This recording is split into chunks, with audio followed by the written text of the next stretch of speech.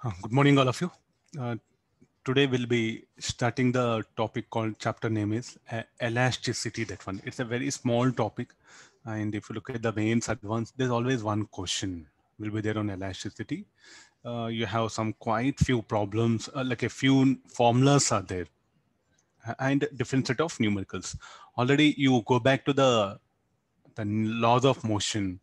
What we calculated tension, no, the tension is what we are going to calculate in different structures. So you recollect all.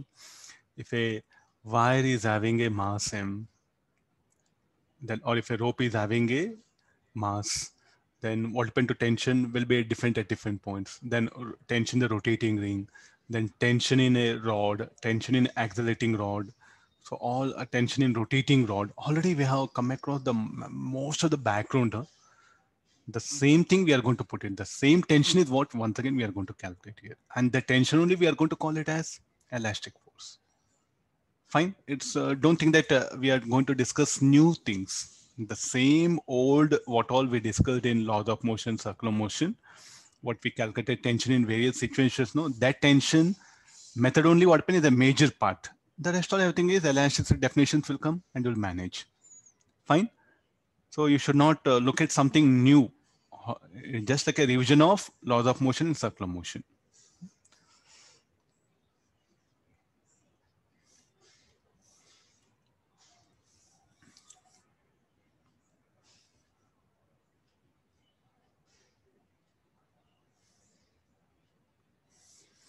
This will be very best chapter for students, especially for the exam.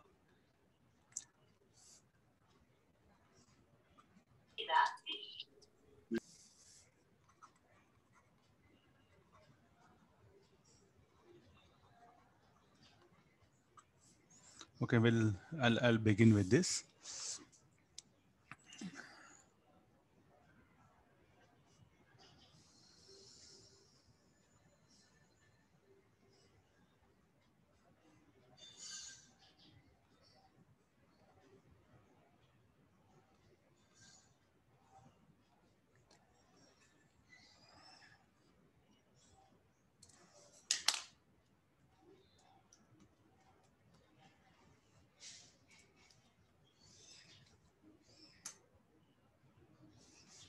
Yeah, fine.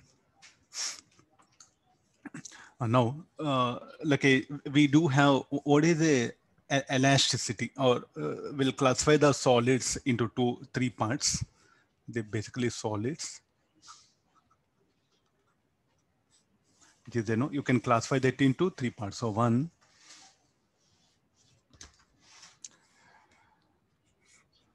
rigid body, then elastic body. The other one will be a plastic body. That one. So what do you mean by a rigid body? Which will not undergo deformation under action of deforming forces, which will not undergo any deformation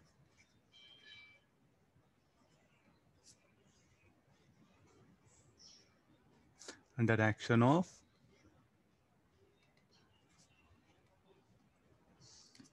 deforming forces. So a good example, like a perfect rigid body, not possible. So we can take some hard metal, like a strong metal, that one. So you try to deform it.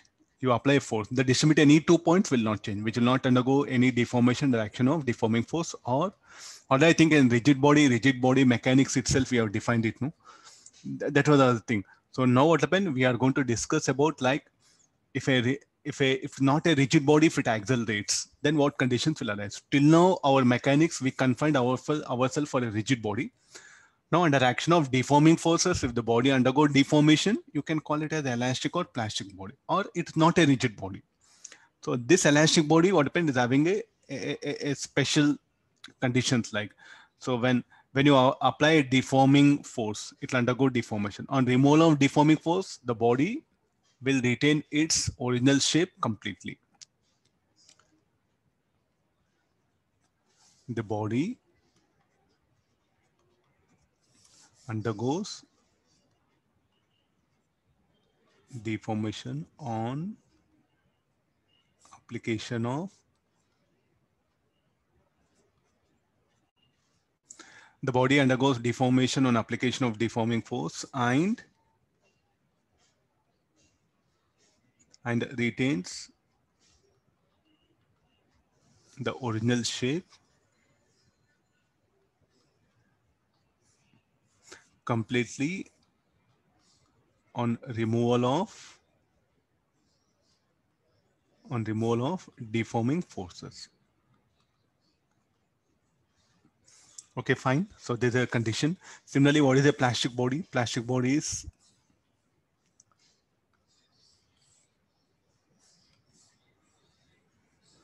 and retains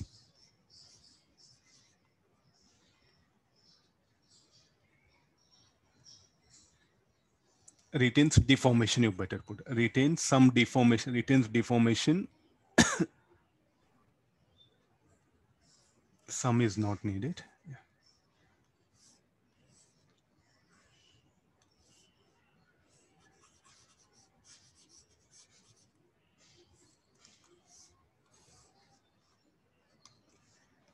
Okay, fine. So these are the solids. What happened? We can classify our solids in this particular way.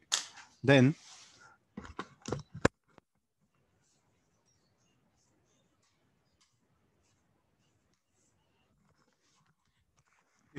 if you look at this one, so already rigid body mechanics we have studied here. So our focus will be on this elastic bodies. Okay, how do such a thing can happen? Means how do such a thing can happen here? So we'll directly take help of.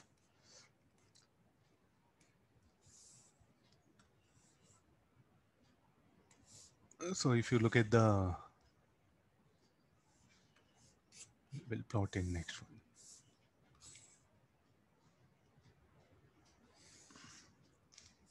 So this is the potential energy.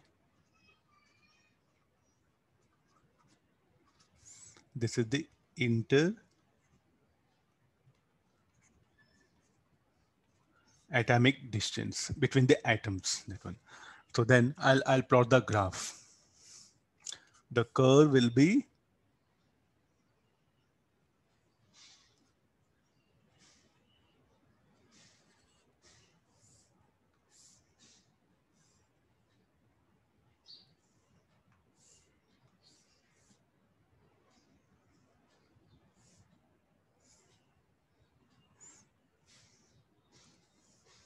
no. Are you saying this is a potential? This will be in Joule. This will be in Armstrong's inter-atomic distance. Now, what do you mean by that? If the body is to made, if it is initially what happened, the separation between them, between atoms will be R naught. Fine. And so what is the state of this? No force will act. Potential versus distance. So you come for this one. F equal to minus du by dr. Can you remember these formulas? Can you remember this? So where you have come across almost, I think in work point G chapter, we made a certain rule, no? Like the conservative force and the potential energy will be related by this particular equation. Fine. And later on in gravitation, we have come across, because you look at the gravitation minus GMR, you differentiate this, du is equal to GMR square by 2. So what is du by dr will be F, no? What do you mean by this F? Why negative sign? Attractive force between two particles. So please do remember, this is applicable only for what? Conservative forces. Am I right? This one, we have come across this in gravitation chapter. The similar thing is what I'm going to take help of here, that one. Not in terms of gravitational, this particular forces, what we are going to bring into picture, they are the molecular forces. Okay, agreed? Okay, now let's, I'll take it out this. So you will now come for this one. So when the distance between atoms is R naught, okay, look at the plot the graph, look at the slope here. So if you calculate the slope, what is the slope at 0.1? 0, no? Slope at 0.1 will be 0. So you write it, conservative force especially. Slope at 1, it is 0.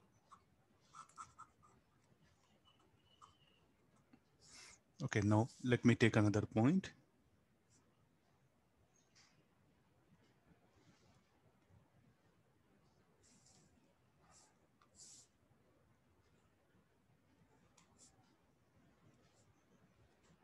Two and 3. Fine, look at the points 1, 2, and 3. I'll increase the distance between the atoms. How to increase the distance between atoms? So here, this will be the object.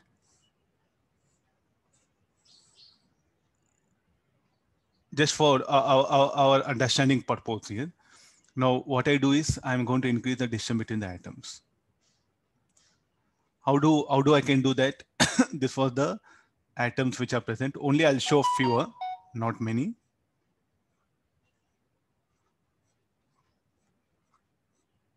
Fine, there are 4 atoms are there. The distance between them is R0. I'll apply deforming force. FD I'm writing. So we'll agree this. FD means deforming force. Now the distance between atoms, it has become. Are you seeing this? This is R2, R2, R2, and R2. So earlier the length of this object was L. So now how much it is? L plus delta L. So what happened? The distance between atoms, it has increased. Who has increased? The deforming force. Will I agree this? Okay, let's come for our elasticity definition. What it says, the body undergoes deformation on application of deforming force and retains the original shape completely on removal of deforming force. Okay, now I'll remove deforming force. Tell me like what will happen to it? How do it will come back? So in fact, what we did, we have increased the distance between atoms. Will I agree? Okay, now initially will there be any force of interaction between the atoms? So what are these bubbles? These bubbles are atoms. Now what I do is like, I'm going to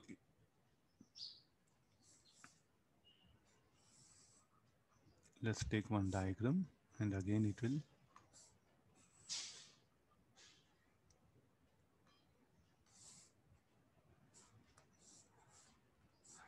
So fine. So it will be, so now let's come for this one. So I removed deforming force. So anything should happen.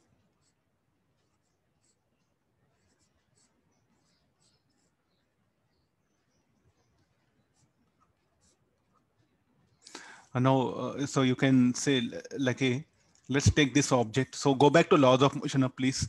So you look at this one. This particular element weapon is in equilibrium. There should be some other force balancing it. So what are other forces that will balance it? Deforming forces, the restoring force here.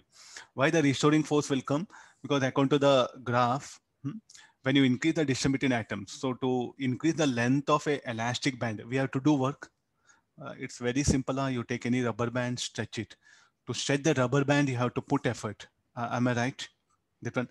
So the work done by your weight, it has gone converted into increase in elastic potential of the body. You see earlier it was having some energy. Now when you do work, what will happen? That will convert it into increase in elastic potential. Fine. So here we'll get like this. So now because of distributing atoms increased, so then an elastic forces will come into picture. This is nothing but molecular forces only.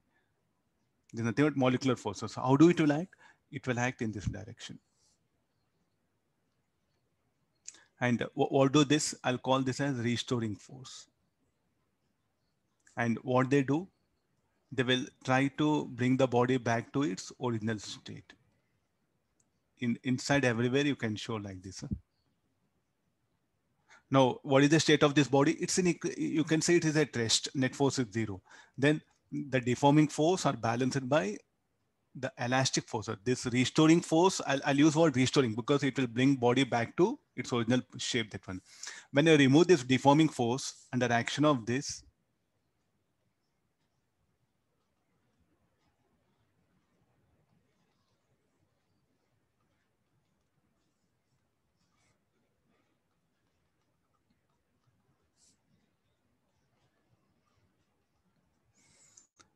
So these two forces, what they do under action of these two, so it will pull the atoms together and it will bring it back to this original position.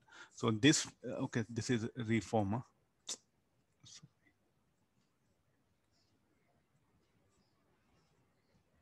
Now, third diagram, what happened? Only restoring forces are acting. So, and what they do, they'll bring body back to equilibrium position.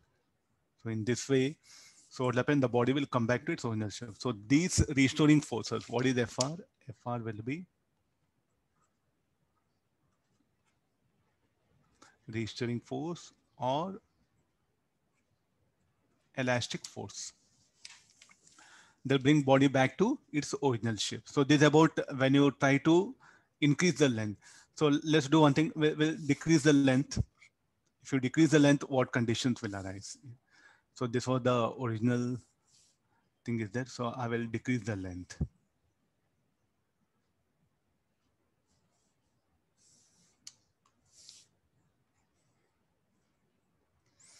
What happened? Distance between the atoms.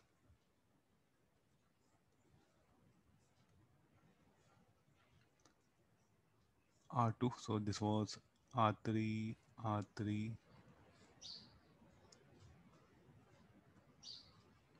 Look at now, distance between atoms. So who has done the deforming force?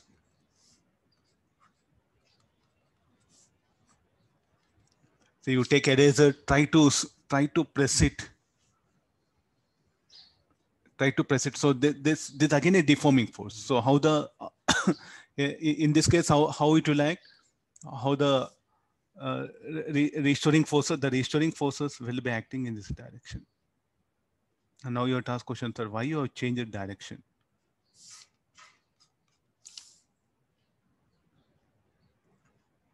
Look at arrow, arrow, it will be in this direction.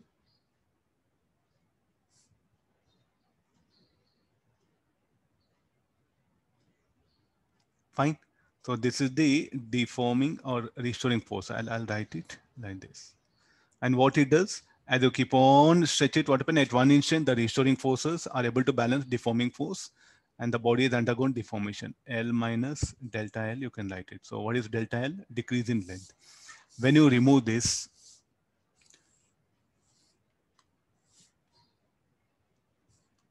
when you remove this deforming force, so then what that restoring forces will bring body back to its original shape.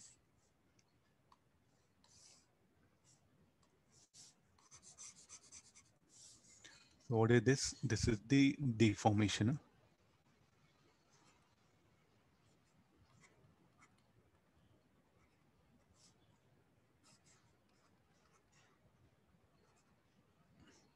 Reformation. Similarly, the same thing here. So here what we are doing, deformation. I'll write it here.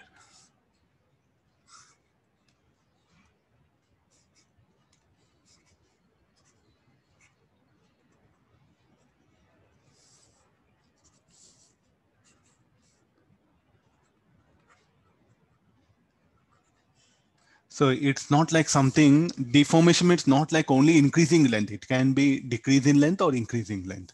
So this particular phenomena, how the body will come back to its original shape through the elastic forces. Why that elastic forces will come into picture? Because of this particular graph.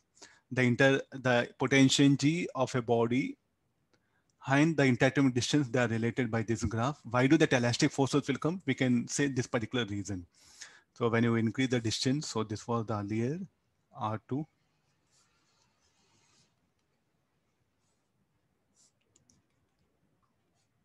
This was R3.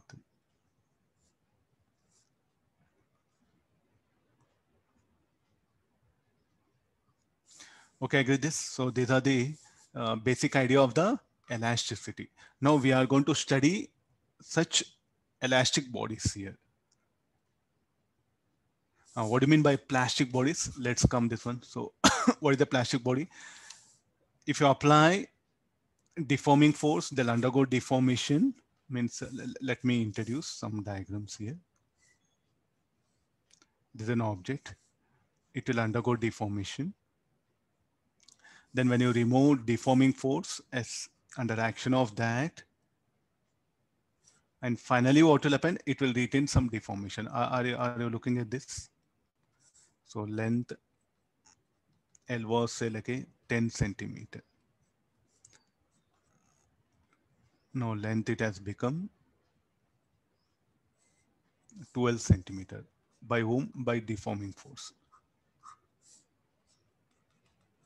Deforming forces are removed, only reforming forces. Shall I show only FR here? So it will be much easier for you.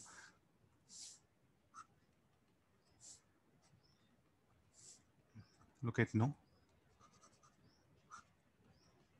So these restoring forces, what they do, they will bring it not to original position. So this will be around say 10.5 centimeter. So did it retain its original length? No, it's not as it has not retained. So there's a meaning of the plastic bodies. It has retained some elongation, you see, finally. Don't say plastic body will not undergo deformation. What do you mean by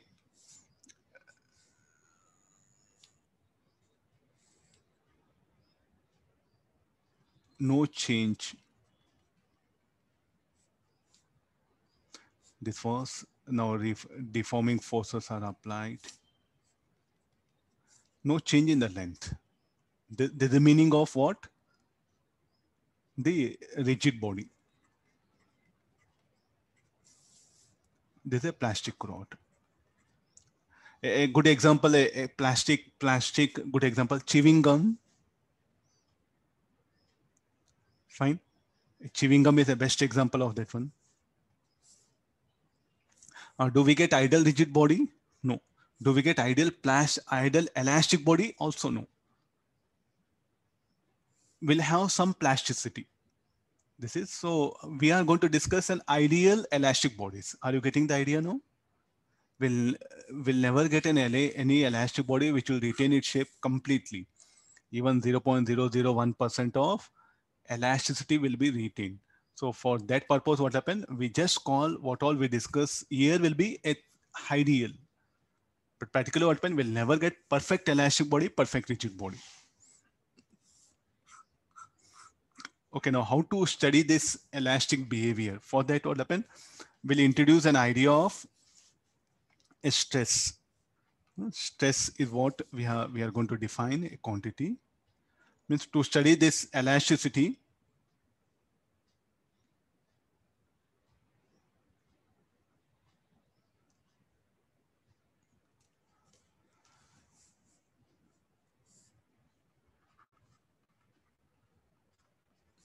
so here you can define this as normal force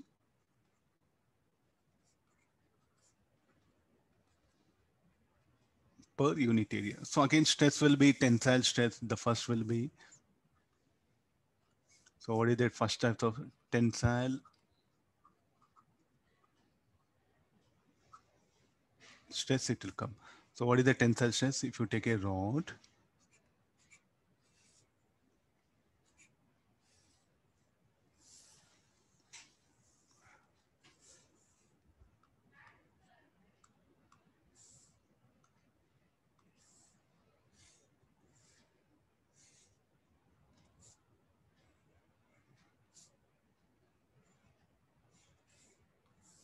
okay, I am applying a force like this. So this is called like a tensile stress.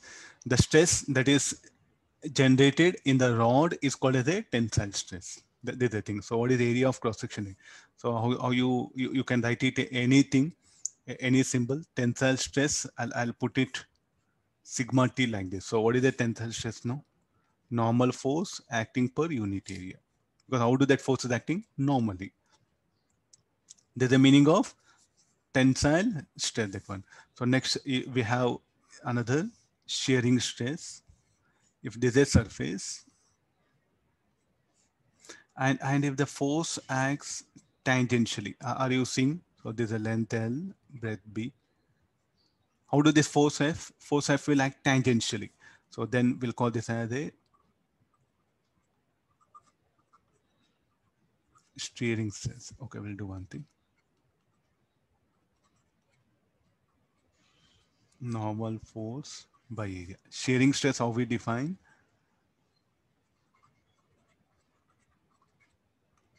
Tangential force by area.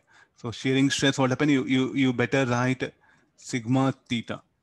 These are symbols, or sigma s. Shearing stress, this one. So that we don't have any specific symbol. I'm making clear. We are giving symbols here. So, sir, what do you mean by we are not understanding? See, it's very simple. You take eraser. Or I'll show in the video.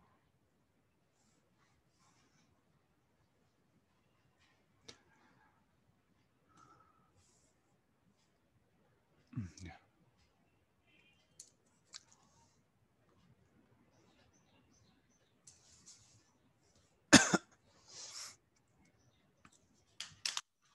I'll switch on light. What do you mean by this one? I think we have to stop this one.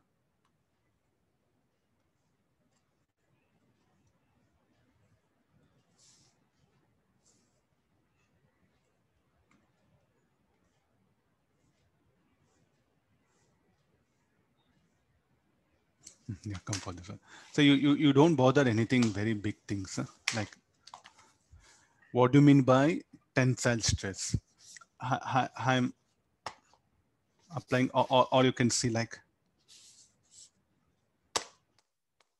how I'm applying force. Normally, no, normal force per unit area, tensile stress, finish all. What I'm trying to do, I'm trying to press it, no, this normal force per unit area. Please, all of you, I'm showing at least examples you must understand. Huh? Beyond this, nobody can help you. So normal force per unit area. So I'll do like this. So now what I'm doing, I'm applying force normally, no? So that normal force per unit area will be the stress. So some of you are sitting like this, no? Then what happened? On your chin, what happened? You're applying a force here. So some tensile stress you applied, or some of you will do like this. Oh, what is this? This fellow, what is teaching?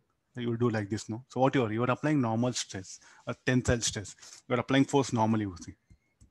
The normal force per unit area. So it's very beautiful. Huh? Only thing is like you must have observation.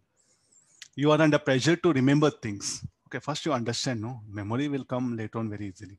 So this is about the tensile stress. So you can press the wall, you are applying tensile stress. So you do like this, no? You do like this. You do like this. So what I'm doing, I'm applying tensile stress, pretty sure. Then tensile stress. So many examples are there.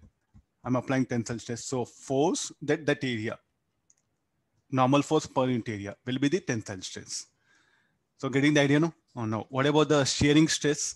So I'll apply force like this here. Now what I'm doing, I'm trying to rub, no? How am I applying force? Tangentially. So there's a shearing stress. I think most of you will apply creams nowadays, both boys and girls, no doubt. So we do apply, no? So what we are going to do like this, we'll apply shearing stress. How we apply force? Tangentially. Or we'll apply cream like this, huh? No, not like that. No, the cream, what happen? You are going to take it and you are going to paste it. So what you are applying shearing stress. You take bath, what force you'll be applying? Shearing stress. So we do like this, no? Fine. So this is, you can do one thing, just like rub like this, that one.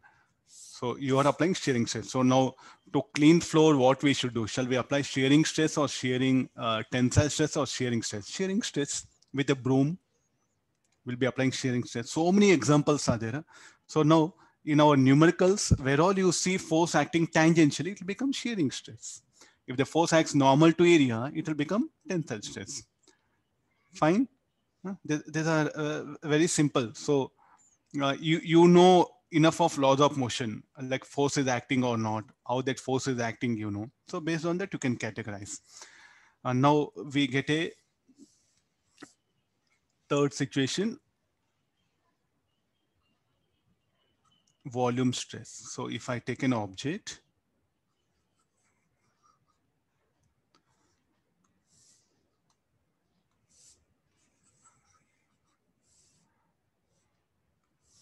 I'll immerse this object in a liquid.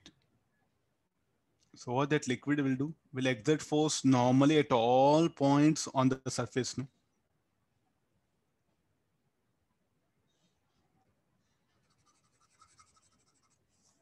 Let me just shade this.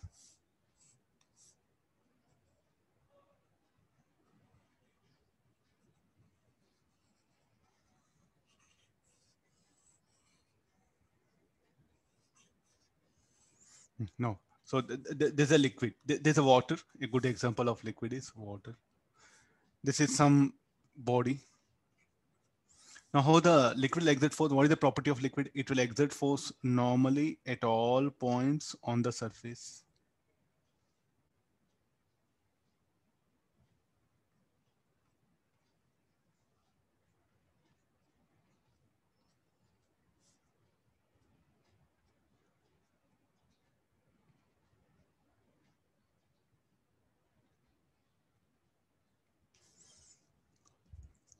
How do that force? That force will act normally.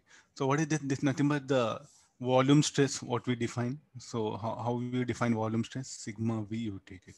So what is the volume stress definition? Volume stress,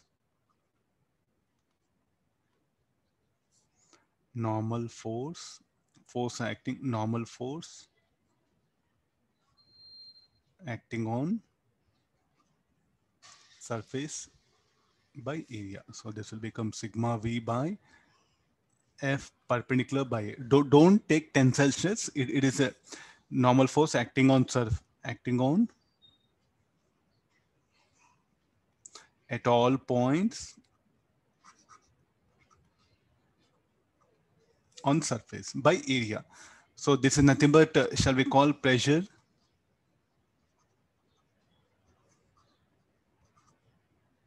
Will agree this? This what the liquid, the definition of normal force per interior, that will become a pressure. So like this, what happen? We define a volume stress here. So I think these are the conditions what we do come across. Here the surface area is this one. Here this is the area. Getting that? So here the surface area of a body, normal force acting at all points on surface of a body per unit area. Per surface, that will become volume stress here. So like this, what happened? We define the stress. So these are the types of stress what we have categorized here. Then, okay, now similarly, we'll go for a strain.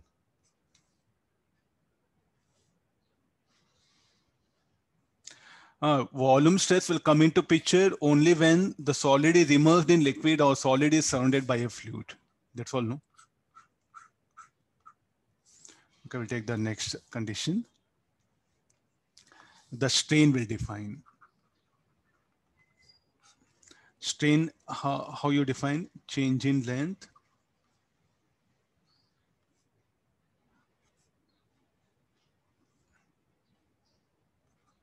It's a ratio of, so we'll write like this. Huh? It is a ratio of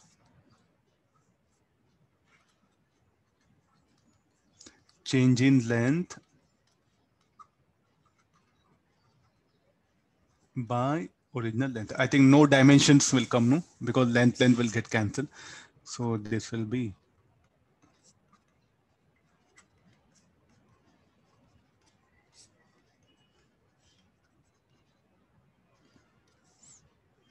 symbol will take in this way.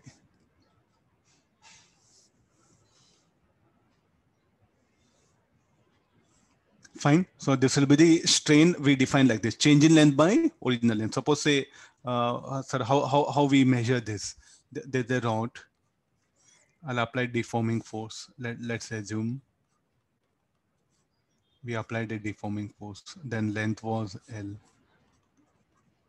So what is the strain in this one? Change in length by original. What is the change in length? L plus delta L is what?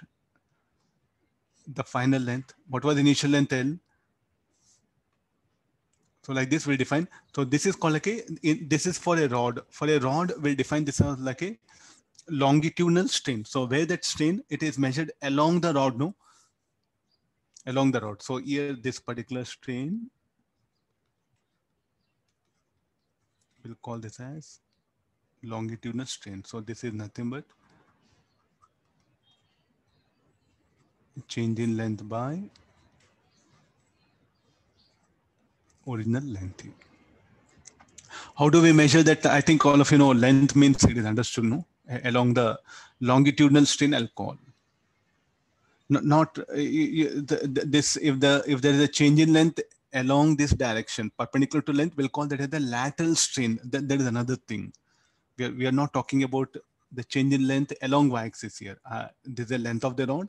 I'll apply force. Then along the direction of force, if there's a change in length, the change in length per original length, we'll call that as longitudinal strain. Similarly, when you apply, so when do this longitudinal strain will come? When you apply tensile stress. Is it okay? So this is the rod, no? It is having area of cross section. Tell me like what we have applied. Tensile stress. So when you apply tensile stress, what you notice? A longitudinal strain.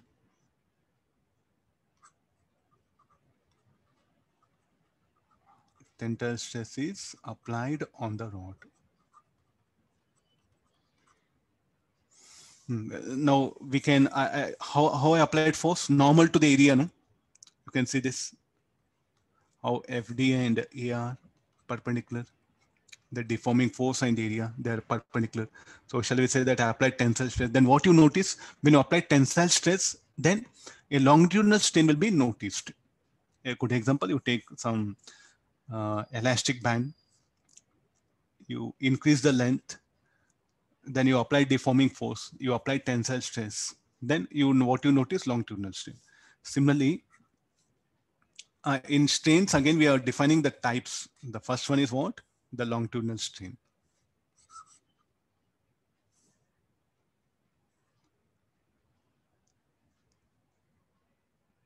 That's all, no? Stress and strain.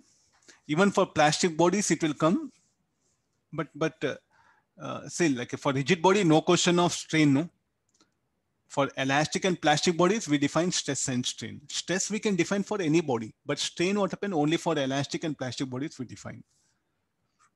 There's a longitudinal strain. So the next one is shearing strain.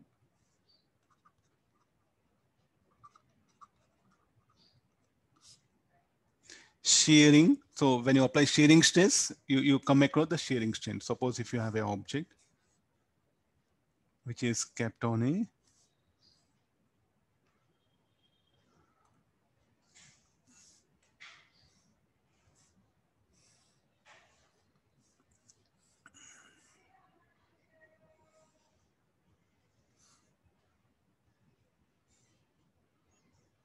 this object, no? So now under action of deforming force,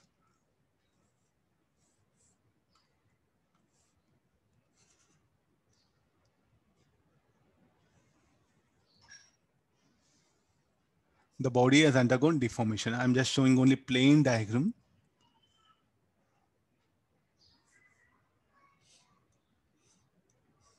Okay, let me try to show the 3D diagram. It'll be much easier for you.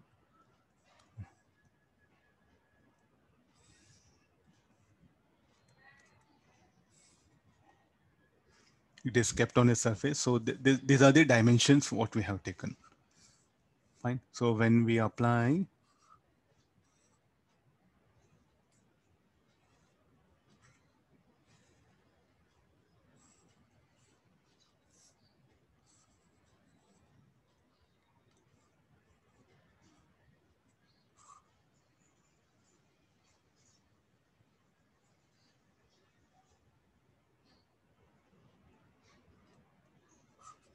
I'll not try to show that.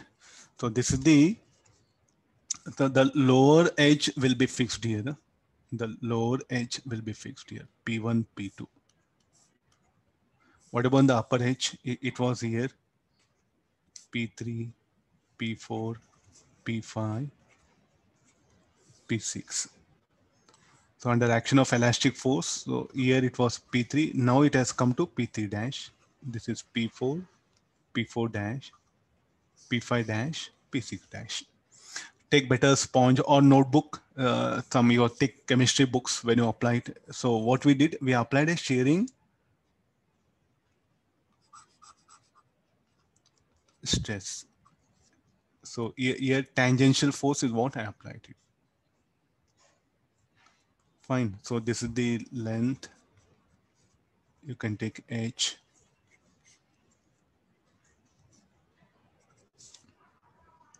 So what is the shearing strain? We define this theta. The angular displacement of a layer of a side, that's called a shearing strain, that one. So now what is this? A shearing stress is applied here because of the shearing stress. So here, so let me shade that one. And now you look at the layers. What do you mean by layers? Horizontal layers, you can take this one. So the different layers will have different angular displacement. A good example is notebook.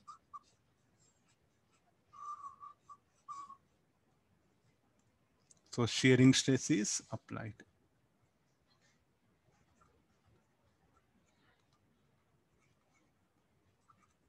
This is a body. Huh? Fine. So now the different layers means the layer present here, the layer present here. So this layer will not undergo any displacement, will agree. What about topmost layer? It has undergone more angular, more displacement. You can see this. What about this layer? Less displacement. Like that, the different layers will undergo different displacement. Then the shearing strain is defined as the displacement of topmost layer by the perpendicular length.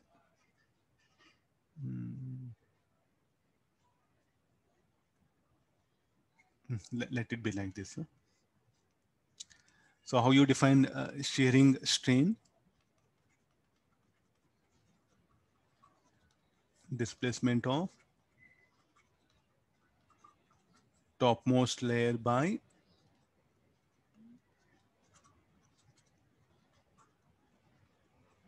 perpendicular distance of that layer from the reference. Reference is what? The layer which has not undergone displacement. So how you define this shearing strain? This will have a symbol like this. So this is delta L by L. So how, what is tan theta? Delta L by L, or this is equal to theta. In terms of radians, it will come. Like this, we define shearing strain. Where do we notice? I think you just take book, no? I'll get the book, wait.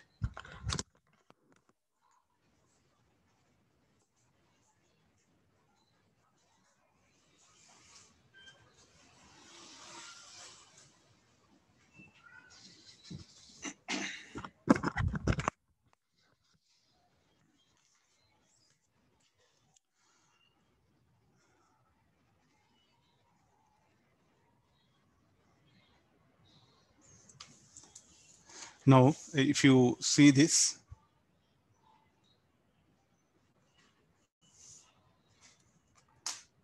this is the book, no?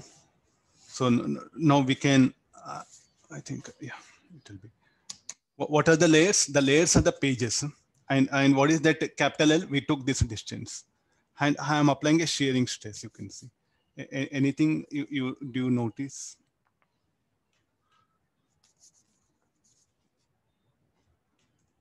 The different pages, what happens, they will have different displacements.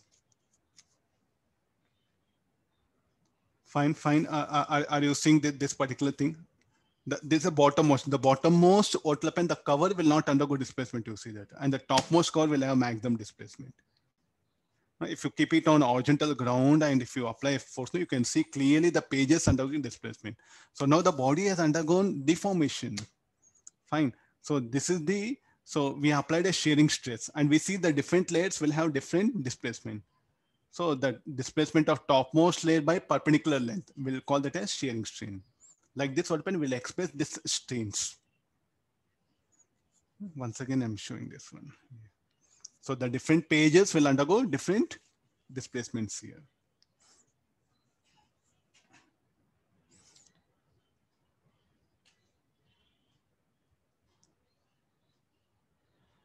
Okay, so like this, we define a shearing strain. So now next what we have is volume strain.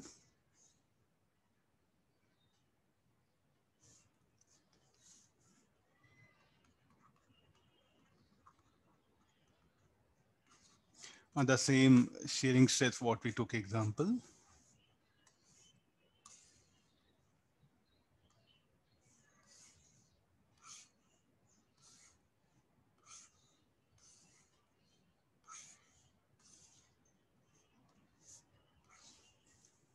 Next, we'll go for volume strain, this one.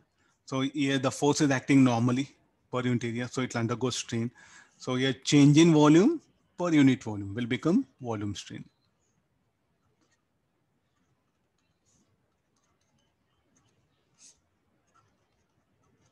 Change in volume by original volume will called as volume strain. So this particular strain you define like this, or dV by V. So these are the types of strains and the stress what happen. We have introducing ourselves so that it'll be easy for us to learn the elastic properties. Okay, there's a best example. You can take some eraser, put in your fist and try to squeeze it. What you are applying? Volume strain. I'll show this.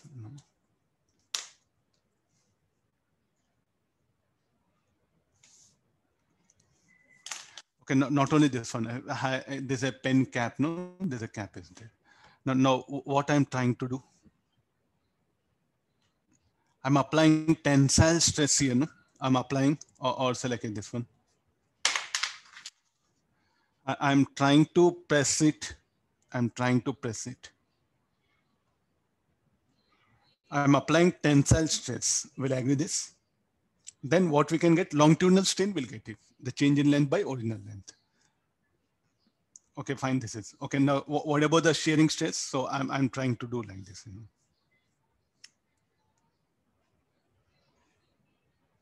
Yeah. So what I'm trying to do, I'm applying shearing stress, or you can see now. Shearing stress. What do you mean by volume stress? So completely open. I'm applying force normally at all surfaces. No, this will become volume stress. Then volume strain will come into picture. So the same body, what will happen? Will it experience tensile stress as the way how you apply force, shearing stress and volume stress? Or you immerse this in water. Water will exert force normally at all points. So volume stress will come. Or like this. No, what I'm trying to do is like I'm trying to press hard normally at all points. Then this will become volume stress. Fine. So it's you should come out of the bookish world. It will be easy for you. So don't think that volume stress should act only on this body. It all depends upon the way how you apply force. But any body, if you immerse in a liquid, volume stress will come into picture. Okay, this is about the basic ideas of the stress and strain. So what can be unit for stress? I think Newton per meter square. Shall we bring now unit in all the cases? So what is the unit for this will be? Or Pascal.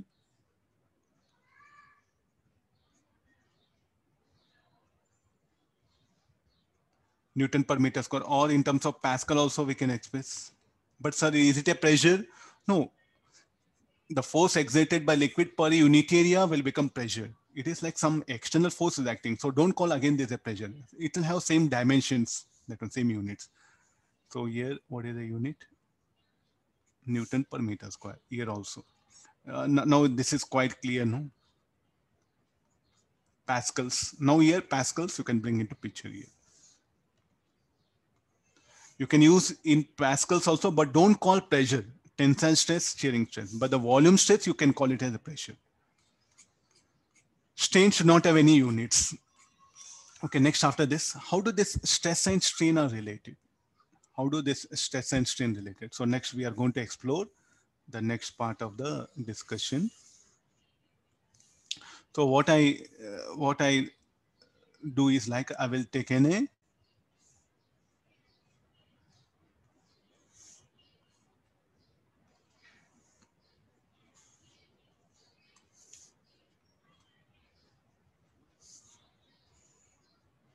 let me take this a rod. So it's having some length L. Okay, fine. So this is having a length L. Then, so what I do is I'll suspend a load. Okay, this will be, all of you know, I think how to suspend a load.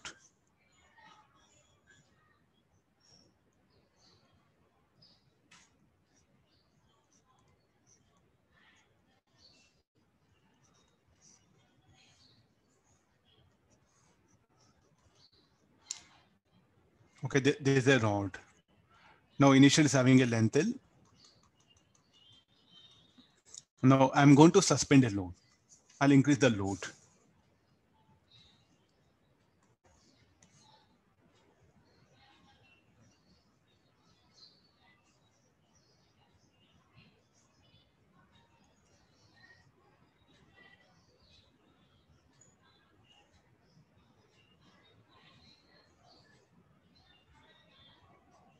Yes, that's what. No, see, if you apply force normally at all points on the surface, volume stress will come. It need not be from liquid always.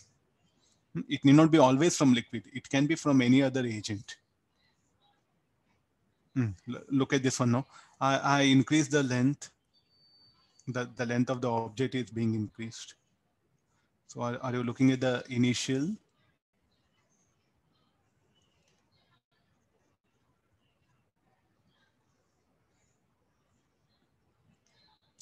This was the increase in length of the rod.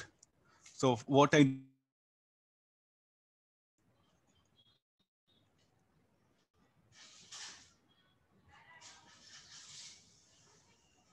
we can take like this. I increase some load.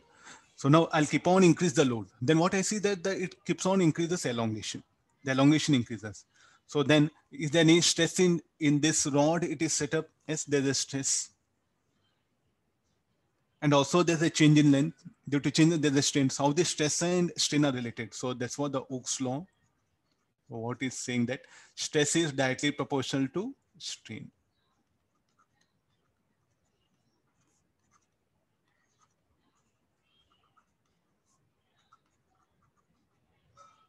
Stress is directly proportional to strain, that one. So what is telling is stress is directly proportional to strain. To remove this proportionality constant is bringing an elastic constant is turning. So the symbol, so this can be, I'll give some symbol Y or E, you can bring it. So what is this elastic constant? Stress by strain. What is the elastic constant? Different types of stress, different elastic constant will come. And it will be directly proportional. That's what the Oakes law. Stress will be directly proportional. So how do you can say? It's quite very simple. I'll increase the load. Then I'll see that there'll be increase in length. I think this is quite clear. No, it's a common sense. As you take elastic band, as you apply, as you pull more water pen, it will elongate more. So therefore, the stress is directly proportional to strain.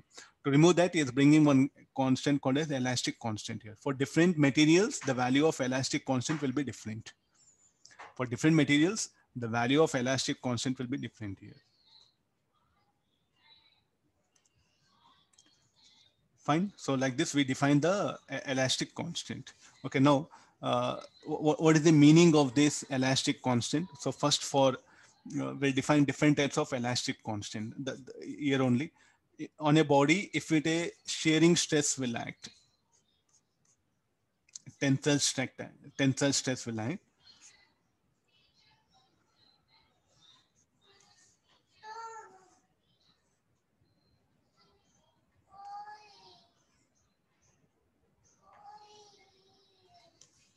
Just wait.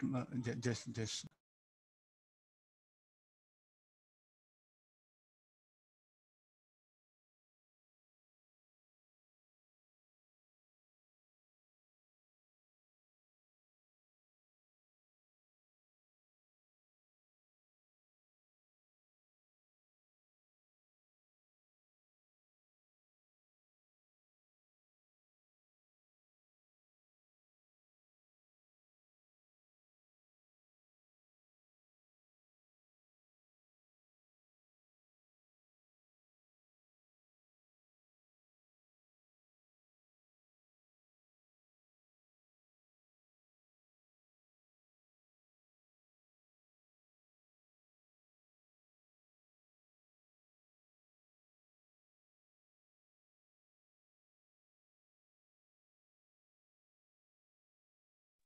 Now we'll define. So if there is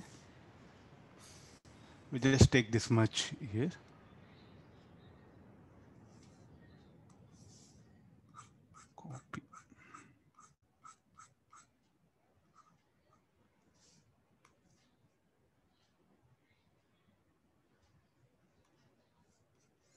Yeah, we got it.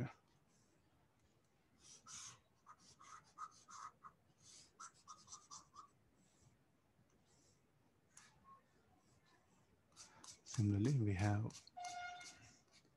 strain.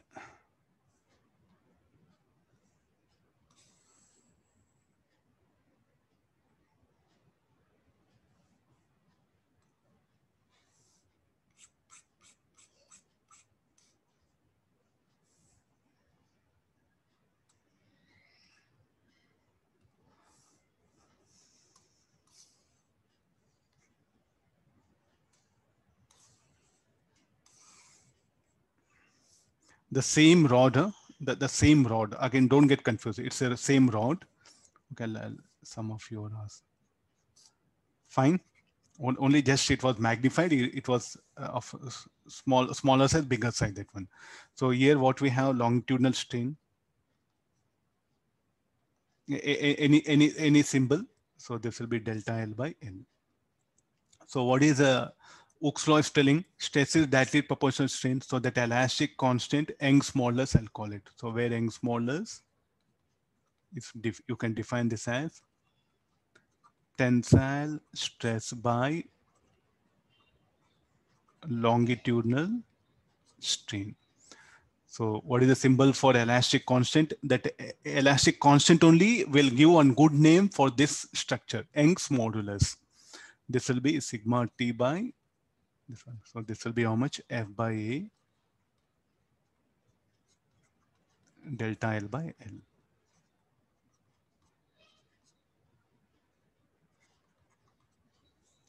Okay, like this what will happen? We are able to define the Young's modulus of a material. Stress by tensile stress by longitudinal strain. Then the Young's modulus will come into picture.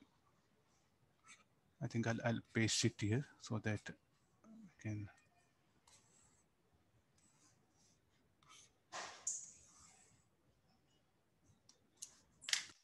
Today, I think your chapter will get over. Rest all everything is numericals. Huh? This is what we define tensile stress. Similarly, what do you mean by the modulus of rigidity? Rigidity modulus, or it is also called as modulus of rigidity. Rigidity modulus. This will be defined as shearing stress by shearing strain. So rigidity modulus symbol will be eta. Shearing stress we defined F parallel by shearing strain. Okay, this I think symbol will be sigma. What symbol we used? Let me go back. Where we are? Sigma theta. No, I'll bring the same diagram.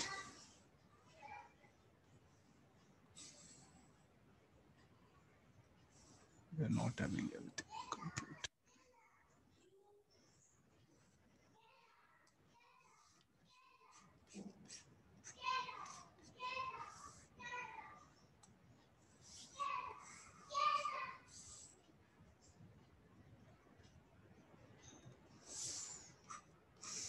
Okay, no. So this is able to see the shearing strain definition. Shearing stress also has come.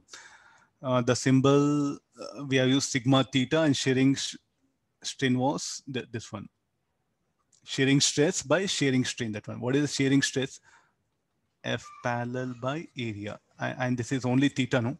Like this we define the rigidity modulus of a substance here. You should take, when you apply shearing stress, the rigidity modulus of a substance will come into picture. When you apply tensile stress, then what happens? Young's modulus will come into picture.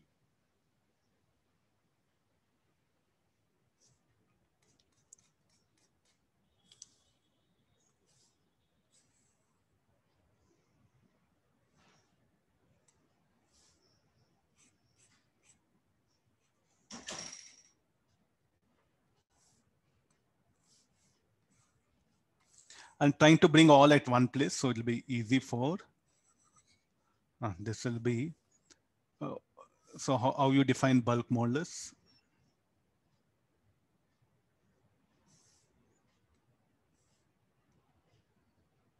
Constants, they are constants. For a given material, it will be a constant. Now, bulk modulus, we define this as volume stress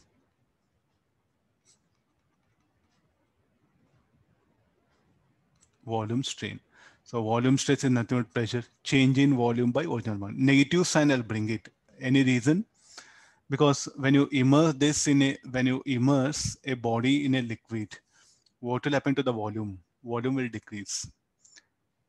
Then volume decreases. So in that case, what will happen? The bulk modulus should be positive, no? The elastic constant, it should be positive. Bulk modulus, the elastic constant of the same body when immersed in liquid will become bulk modulus. And the same body, this rod, if I immerse in a liquid, no, bulk modulus, you have to take into picture. When the same rod, if you apply shearing stress, then relative modulus will come. Don't think that again, different bodies will have, one body will have only Young's modulus, one body will have that one. Nothing like that. You take the pen, that one, you take eraser, you apply force like this, Young's modulus has to be taken. The elastic constant, Young's modulus has to be taken. If you apply a shearing stress, then relative modulus of the body that will become elastic on that has to be taken. When you immerse that eraser in water, bulk modulus of material will come into picture. So what type of stress you apply, that particular elastic constant has to be considered. That's what he's telling. Why negative sign? Because volume decreases. Negative of negative will become positive. To make that, we have brought this one here. Most of the cases, volume will decrease. That's what the condition here. Got the idea, no? So that volume stress is nothing but the pressure only. Like this, for a like a bodies, what will happen? We can define elastic constant. Now you have to ask one very good question. Tell me, like, sir, which bodies will have Young's modulus? Which bodies will have rigidity modulus? There's nothing called like a which body. You take eraser, dip that in a liquid, then bulk modulus of the material has to be taken for working, for solving numerical. You take eraser, keep it on ground, then you apply tangential force on one surface, on upper surface. Then relative modulus of the eraser will come into picture. You take eraser and you try to pull at opposite faces. Then tensile stress is being acted. Then what you get?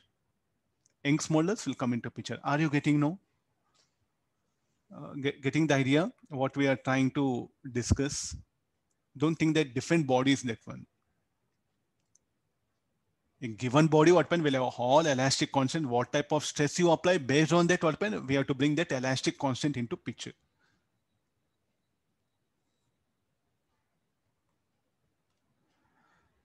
Fine. This is so like this. We introduce the different elastic. One more is there, Poisson's ratio that in the end we'll discuss because it is of not use anywhere for us now. In the end, we'll introduce one more elastic constant called as Poisson's ratio. It is. So this is what the Hooke's law. Now we'll try to study the stress versus strain graph, tensile stress versus longitudinal strain. Meanwhile, you see, I'll have water.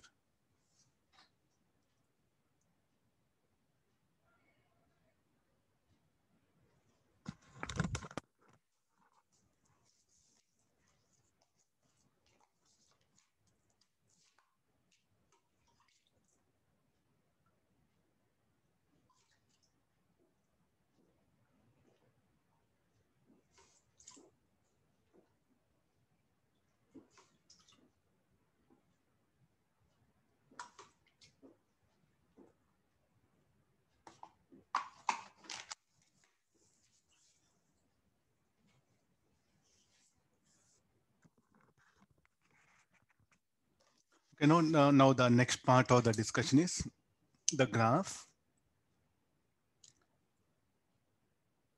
I'm trying to cover maximum ideas today only because tomorrow we can just enter into numericals straight away that one. And there's one graph is there, very important one. So just we have to learn the various parts of the graph here. So all the curve, let me plot the curve.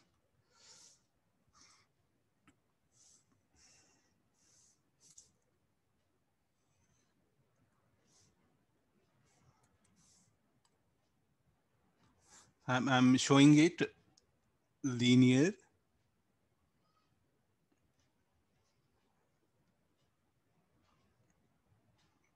do one thing. Different shapes will take it. It'll be easy for us.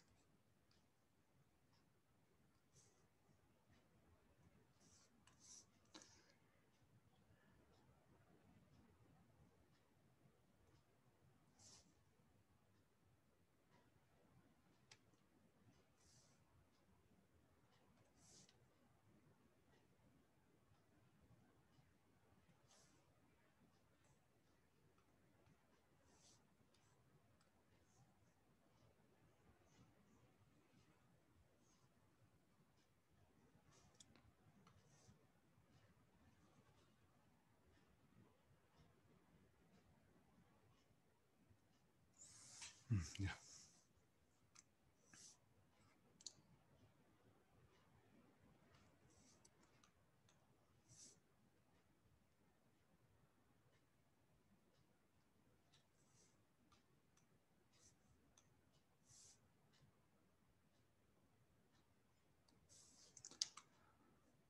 And this is very important. So there's a stress versus strain graph, what we have plotted.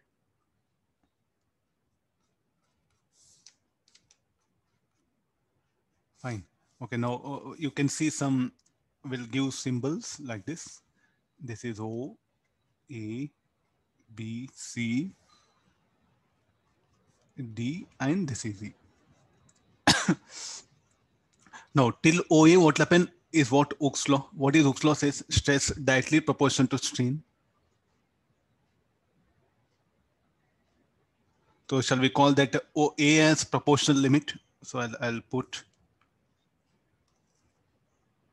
So what is A you have to call? A should be called as proportional limit here. And what about B? Till B is what? The elastic limit. Elastic limit or yield point. The body will have elastic nature till B. And Hooke's law is valid till A because there only it's a straight line. Are you able to see this? OA, so I'll better let me write here. OA is called as proportional limit.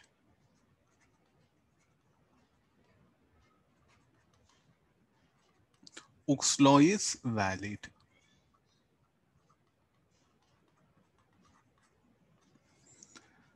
Then next, what we define, OB is called as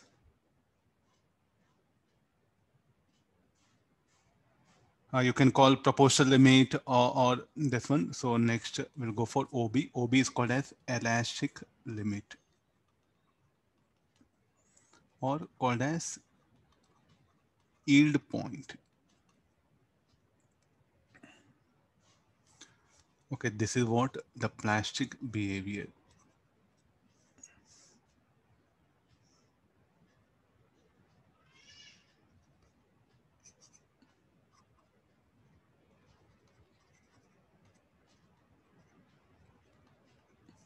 So this is a plastic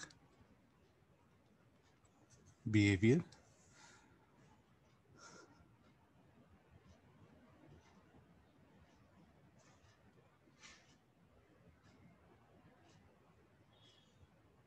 I think sorry, this one. B is what? Elastic limit. Limit of B is called as elastic limit. C, what happened, we'll call yield point. Only C is called as yield point. CD, plastic behavior.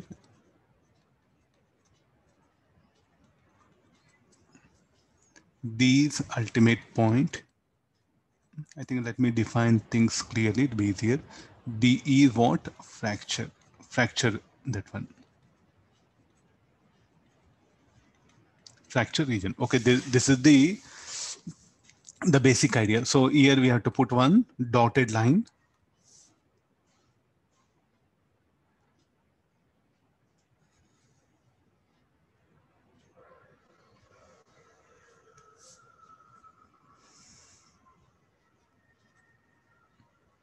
%. This will be around less than 1%, and it's called as a permanent set. Now, B is called as elastic limit. After that, it starts yielding. BC is what will happen. From there, what will happen? The C is the yield point. From there, it starts yielding. Okay, now let's come for this one.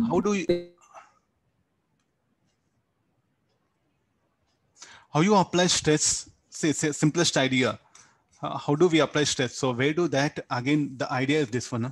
Please don't stick on to just formula. So this graph is for what I'm plotting. The graph is I'm plotting for this particular diagram. You have, I'll bring everything in the picture, then we'll wind up this discussion. I think you are able to see complete.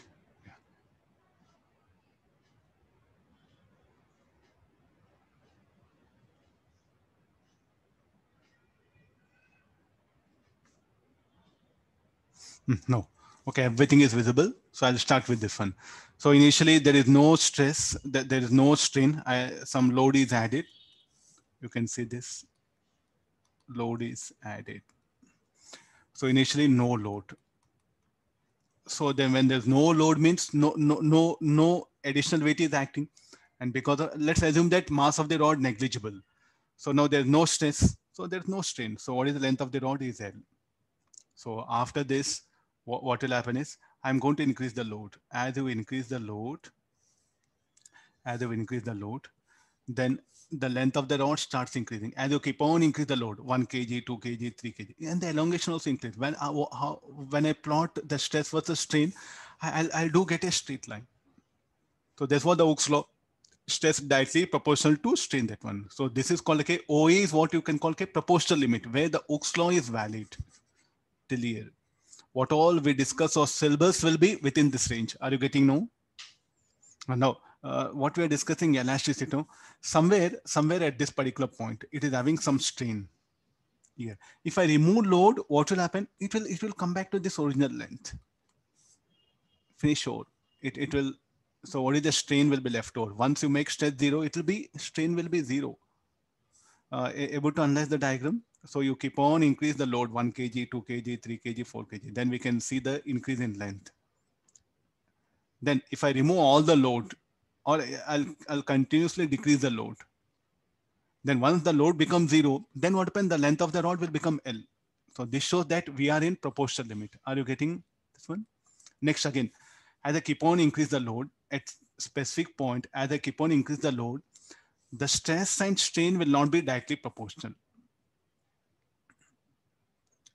But still what will happen? Again at B, if I remove the load, again what will happen? If I gradually remove the load, the stress will decrease. Again, finally, when stress is zero, the strain will be zero. So shall we call this is the elastic limit? What do you mean elastic? What do you mean by elastic body? If a body undergoes deformation and on removal of deforming force, if it retains its original shape, it's called an elastic body.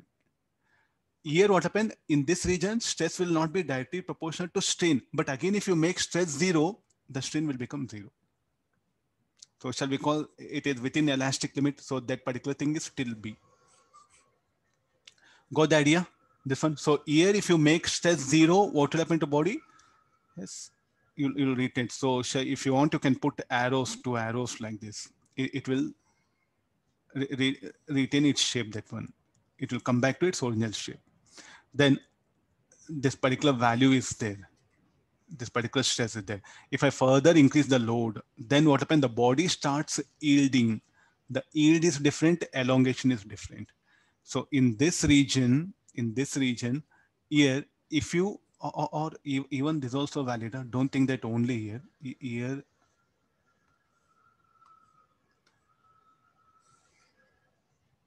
need not be parallel. Those two lines need not be parallel. It can be like this. Now in this region, if I make stress zero, body what happened will not come back to its original shape. It will retain some deformation. Are you seeing 1%? I'm telling. Most of the bodies, they will retain deformation of 1%. Permanent set, we say. What do you mean with permanent? Permanent, it has undergone deformation. Okay, now what happened? The body has lost its elastic property here. Why? Because you applied a stress more than the elastic limit. So from here it starts yielding. Next again in the after yield point, This one. Here what mean the plastic behavior will come into picture. So in this region, you keep on increase the load, the body what will happen will undergo deformation. When you remove deforming force, when you make stress zero, the body what happen will not retain its original shape. It will retain some deformation. And that's what the plastic body, if it retains some deformation. If it doesn't retain any deformation, it will be elastic body. The same body, again, don't think that one, the same iron, you can make it as a plastic. When provided you should apply stress more than the yield stress. Like that, so there is some maximum stress it can withstand. That is the ultimate point, we say, ultimate stress. This is what you should call this a maximum, that one.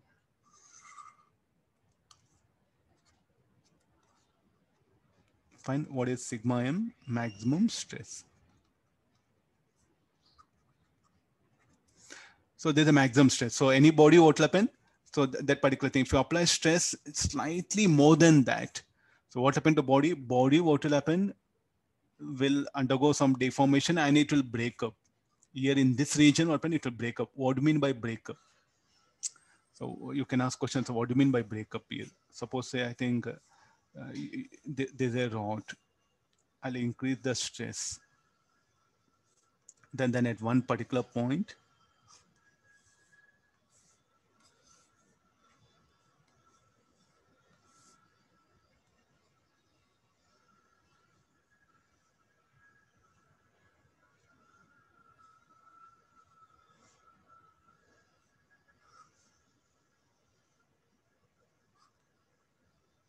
need not be shaped like a rod only. It will break up here.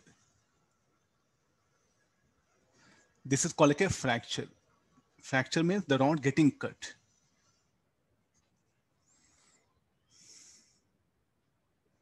Fine. So you have to cut that particular thing. So this is called like a fracture. Fracture means what happens? Get cut here. Cracks will start coming here. Then at particular point, it will get cut into two parts, three parts.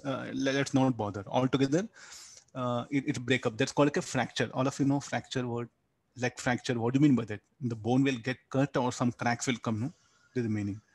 So this is what happens here, this particular thing. So you should not apply stress more than that. Then fracture, the body will get fractured. So this is what happens for pillars. No cracks should not come in the wall, everything. Any reason for that? Yes, the stress that is acting is more than the permitted. Then the cracks will come.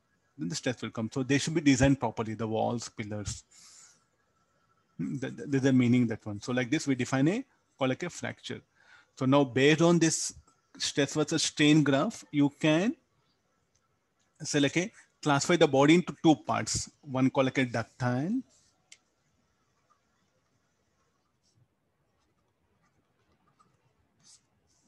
Another is called as brittle body. Ductile. So one which can be stretched.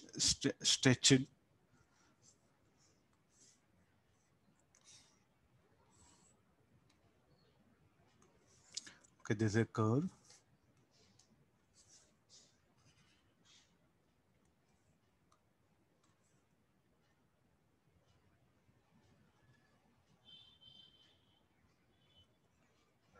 So this is the plastic region.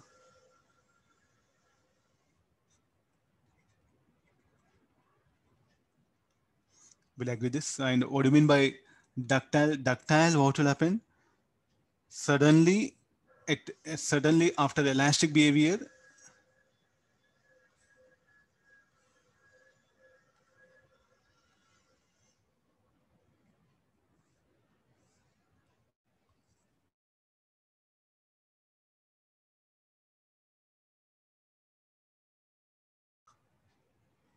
curve need not be. So it will get ruptured, finish over. So this particular strength will be equal to breaking strength.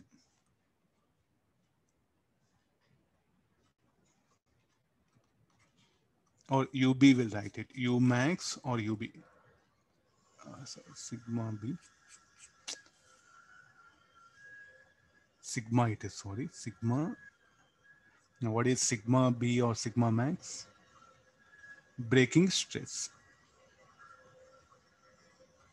So now in the stress versus strain graph,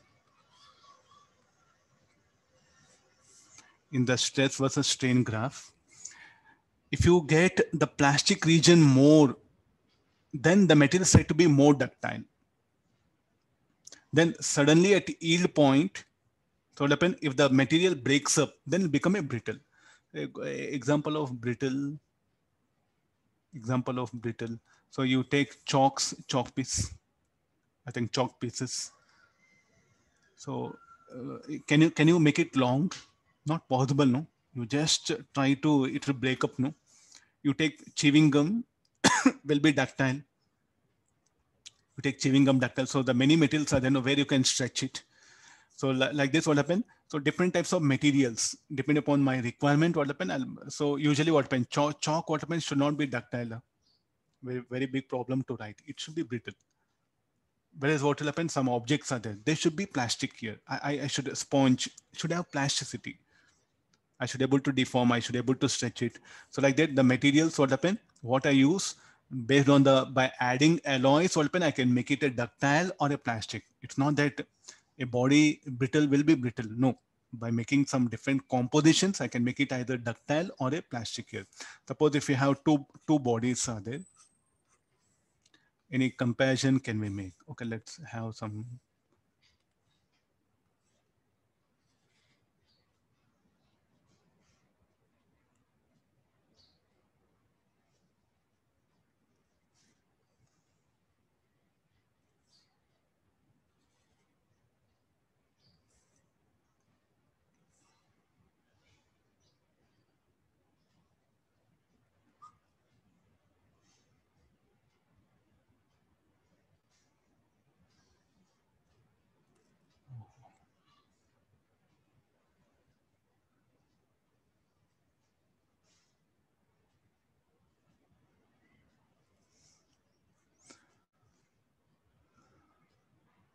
This is the region. We'll start our discussion from here. This is some sort of like a yield point, and there's a maximum stress point. Okay, this is the U maximum breaking stress, UB1.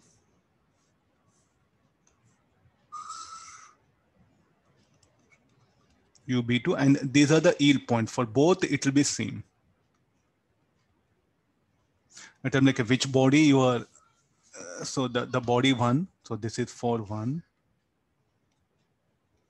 This is 2. Tell me which is more ductile. 2 is more ductile. Body 2 is more ductile, you have to put it, than body 1. If that region, plastic region is more, it is said to be more ductile. Breaking stress symbol. Yeah. And which is having more strength, breaking strength, breaking stress, which is more? Sigma B. Which is more strong? The first body. Sigma B1 greater than sigma B2. Body 1 is more strong than body 2. So like this, we can compare the materials. If the plastic region is more, it is said to be more ductile. Now, what do you mean of brittle? Suddenly, what will happen as you increase after, this is the proportional limit, elastic limit, yield point. If the yield point almost comes at breaking stress, no, then it is said to be brittle. Which is said to be more brittle. Suppose if you have a curve, another curve comes here. So shall I say, you can say it's a more brittle, no? Easily it will break up. More brittle means, don't think that if sigma B is more, what happen? You can say it can withstand more stress. Then it will easily break up here. Okay, then so the bodies can have behavior like this or like this, you know, just we are classifying them. So again, the bodies what happen based on the plastic region. So if there is no plastic region, better, shall I put like this? What do you mean ductile? suddenly what happened after the proportional proportional limit, elastic limit, the yield point, you instead of plastic region directly what happened, you'll get a maximum breaking stress, then it's said to be ductile. Like this will classify the materials. Now what is use of this? You go for building. Tell me like what type of iron I should go for, brittle iron or ductile iron? Some of you will become, I think you wanted to become engineer, architectural engineer. So when you go to purchase iron for newly construct, if you want to construct home, so if this iron rod is there, the steel rod, what we say iron or steel rod that is, tell me how you purchase. So if you are a very good knowledge is there, what you're going to do, you're going to take a piece of rod and you're going to take hammer. If you hammer it and if the rod becomes like this, if the rod becomes like this, you are going to hammer at a point.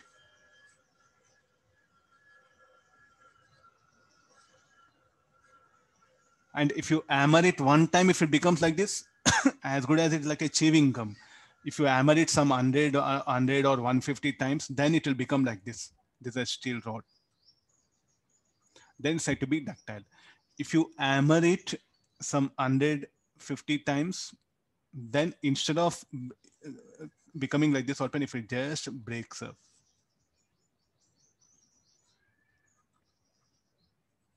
then it is said to be it is said to be brittle.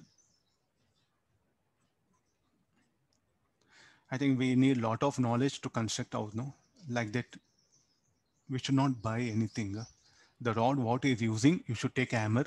And if you hammer it 1-2 times, if it breaks up, then it's a very bad steel rod.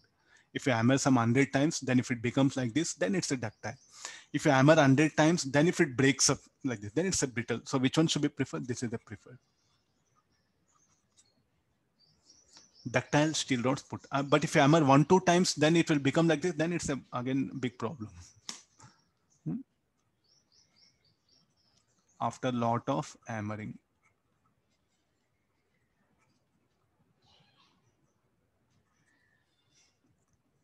Getting no, so there is a lot of science is involved. Please, this is what happens here nowadays. I think, do we test all these things? We don't know. No, we are not bothered. Also, what we bother about color, everything, that one. But what finally matters, the pillar strength matters for lifespan of building. No, usually lifespan is around 100 years.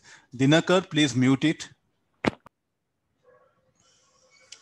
So what matters for you is like the pillars, okay, all that particular thing will happen. What type of rod is used, it matters here. So, but I think nowadays the science of observation has gone in our from our life. What we are bothered, we are more bothered about what paint is putting, what granite is putting. Paint, what is there in the paint? It will cost you around 2 lakhs, and you can paint it any number of times, no, but you can't put pillars again and again. Okay, at least you help your father in purchasing a new better house, since you have now science background. No, you do test, nothing wrong.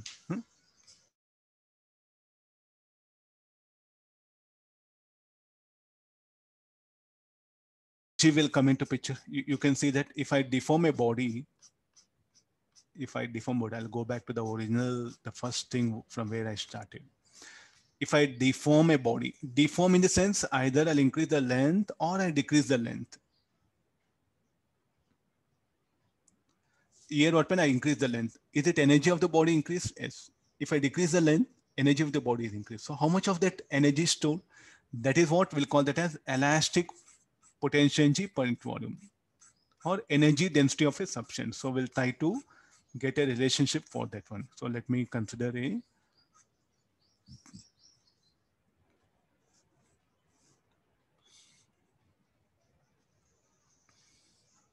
this is a rod of length L.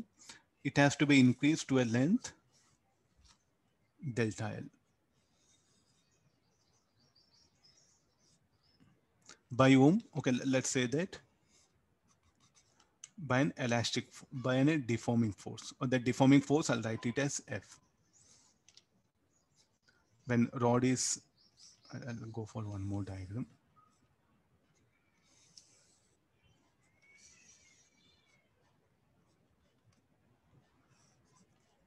And finally, it has, I think we should not show so much of length.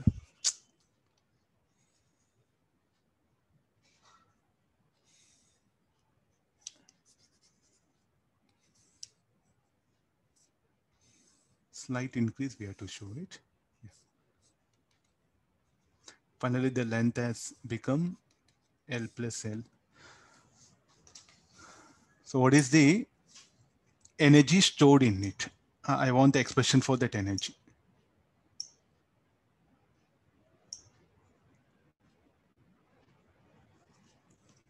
To produce that small elongation, in fact, I had to do some work, no, to produce that total elongation L. So here it is being elongated, say like a by x, and let this be dx. I do apply force. So to produce that elongation, I should do work, no? I should do work. So what is work done by me?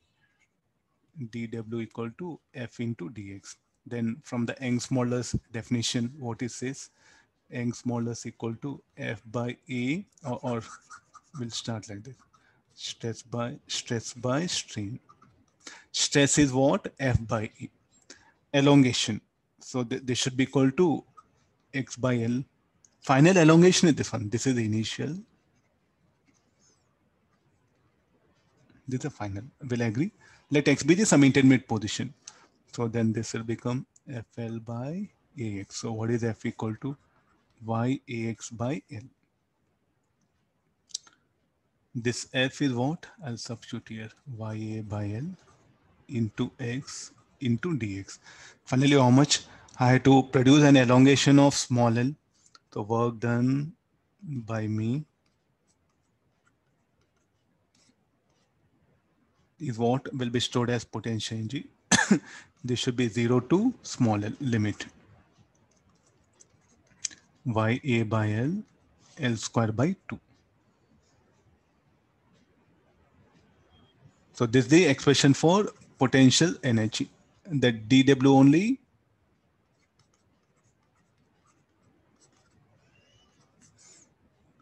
Okay, we'll try to rewrite this in certain suitable form. Shall we adjust one L here?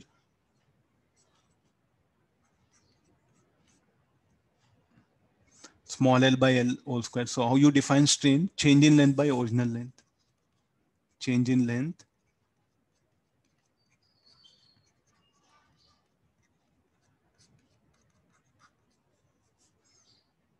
So shall we bring in terms of this as YAL by 2? Y. What is A into L? A is area of cross section. Capital A. We'll define that also.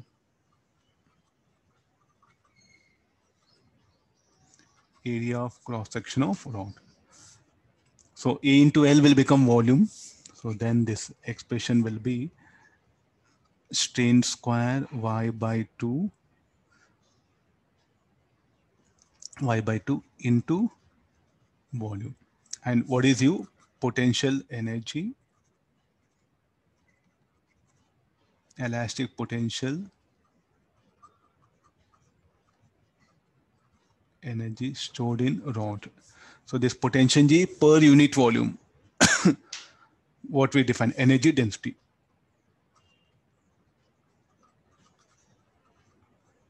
Energy density is equal to potential G per unit volume. What is the potential G? Overall is equal to, so this potential G per unit volume. So U by AL, this should be equal to how much it is? Strain square Y by 2. This symbol, what we use, UD. Energy density, capital D. So what should be the unit for this? Joule per cubic meter. We know stress is equal, Young's modulus equal to stress by strain. So shall we replace strain as stress by Y? So if I rewrite this, sigma Y whole square y by 2. So this will become sigma square by 2y. Or you can also write as off into stress into strain. Of all this, this is preferred. Why? Because I know what type of forces are acting. You go back to laws of motion. So you know how force will acting in a wire. You know if a rod is accelerating, if a block is moving, how the forces are acting. If a ring is rotating, how forces are acting. So what information you'll be having in hand? You'll be having information of the force acting on a system, on a body, and that force per unit area will become stress. So definitely what will happen, if I ask you to find out energy density, tell me what you prefer. You prefer the expressing in terms of stress, because we'll be knowing on the system what are the forces are acting. Or else what happen, due to application of force, what happened to the deformation and how the deformation, this will be little bit difficult, this approach. So all our numericals happen, we focus more on what, like the stress, this formula. So like this, we define the energy density here. Now, why do this energy density, from where it has come? Because the exchange agent has to do work, no? Exchange agent has to do work. The work done by exchange agent is now available as increase in elastic potential energy in the body. And how much that elastic potential energy stored in the rod is what you can say, like how much of strain or how much of stress what you applied here. So from where this elastic potential energy increase in output will come? Exchange agent. See, you take elastic band, you stretch it. To stretch what pen you will do work, no? To stretch that you do work. Then work done by you, where it has gone, convert into increase in elastic potential energy. And it will be stored in that one. This is, I think, very important thing which will be stressing in most of the numericals. I'll be asking you what about the energy density, all other things. So this is about the various things what you have come across, like a stress, strain, then different types of stress, strain, then the materials, how to classify materials, ductile. Any doubts if you have, you can ask me.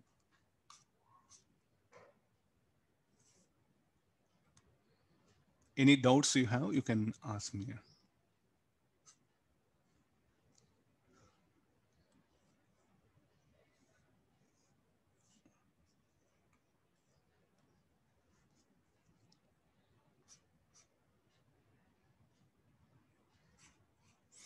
I'll give you a diagram here. What do you mean by ductile? Uh,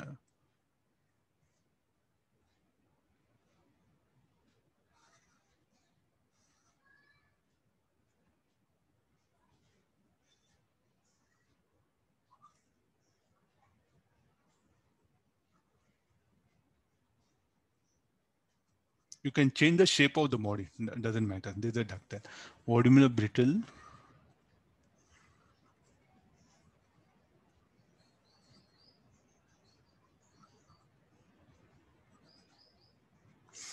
Don't say it will not undergo elongation. Slight elongation, then to break up. But you look at this. This will be narrowing should take place.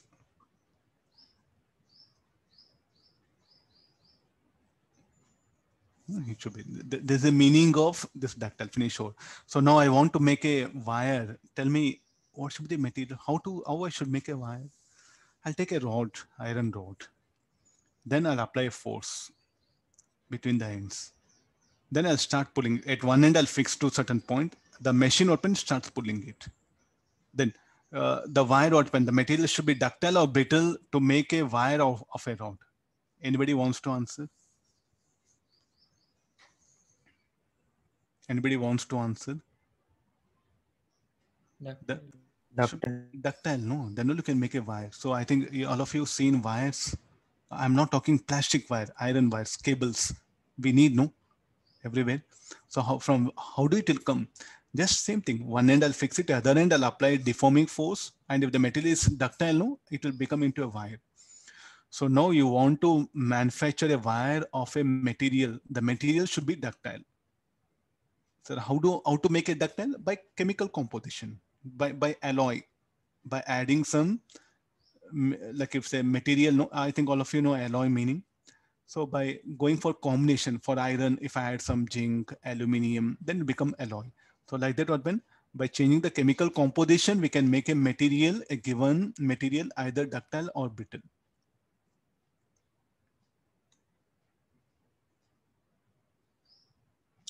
What do you mean by body one?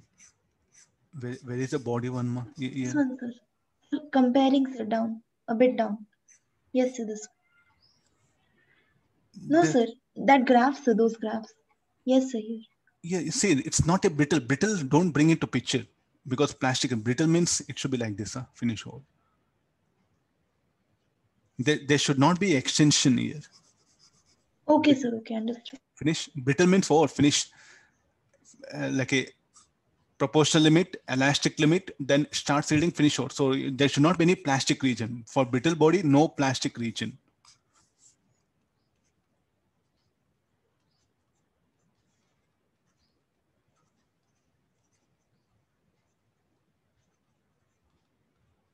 Fine? Yes, sir. Any good theoretical question? We may do many numerical. They may ask you some information like this. So you have to put that particular thing, that one. So one more thing after this, in a stress versus strain graph, I think last 5 minutes there, no? We'll wind up this one graph.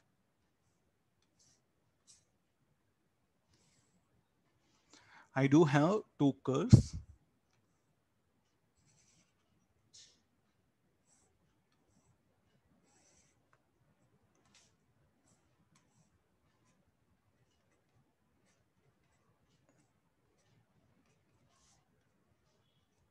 Now, can you say anything about the body 1 and body 2, which is having more elastic constant?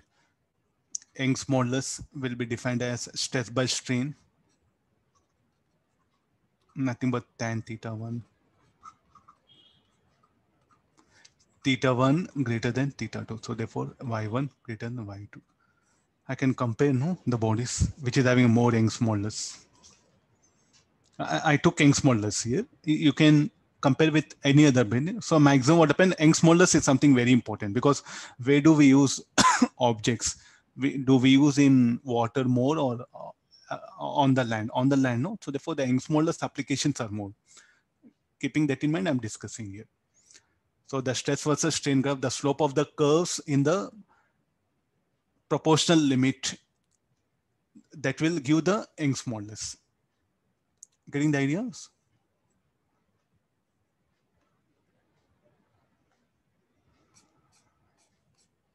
Okay, this is about the theoretical. I think from tomorrow, I don't have anything to speak. Only numericals is what I have to give importance here. Next will come Poisson's ratio. There's a very small information. Here and there some small theory will come that will push on to the Friday. But maximum, the focus will be on the numericals. Fine.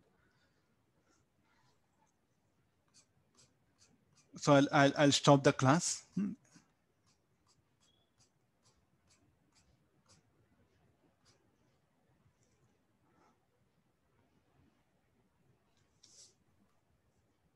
Thank you, sir.